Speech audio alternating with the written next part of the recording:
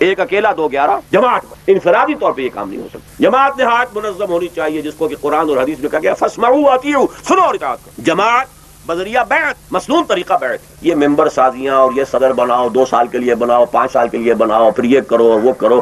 کہیں قرآن میں کوئی ذکر، کہیں حدیث میں ذکر، کہیں سیرت میں ذکر، خلافت راشدہ میں ذکر، 1300 برس کی تاریخ میں ذکر مجھے دکھا دیجئے تو میں مان لوں. انگریز کی آمد کے بعد یہ نظام بنے. بیعت کیا ہوتی ہے؟ میں آپ کا ساتھی ہوں، آپ جو حکم دیں گے مانوں گا بشرطے کہ شریعت کے خلاف نہ ہو. باقی اپنی رائے بھی دوں گا، مشورہ بھی دوں گا، تنقید بھی کروں گا، یہ حق میرا ہے. ڈیف اینڈ ڈم نہیں چاہیے وہ جو علی وجہ البصیرت ساتھ چل رہے ہیں. قل ھذہ سبیلی ادعو الی اللہ علی بصیرۃ انا ومن اتبعنی. ہمیں تو چاہیے وہ لوگ، لیکن یہ نہیں ہے کہ گنتی کر لو جی 10 ادھر ہیں 11 ادھر ہیں، 11 کا فیصلہ ہو گیا. یہ تو مغرب سے سبق سیکھا ہوا ہے آپ نے. بندوں کو گنا کرتے ہیں، تولا نہیں کرتے. بہت بڑا عالم ہو، محدث ہو، فقیہ ہو، مفسر ہو، اس کا بھی ایک ووٹ، اور کوئی چوڑا ہو، چمار ہو، کوئی ہو، اس کا بھی ایک ووٹ. ان پڑھ ہو، جاہل ہو، ایک ووٹ.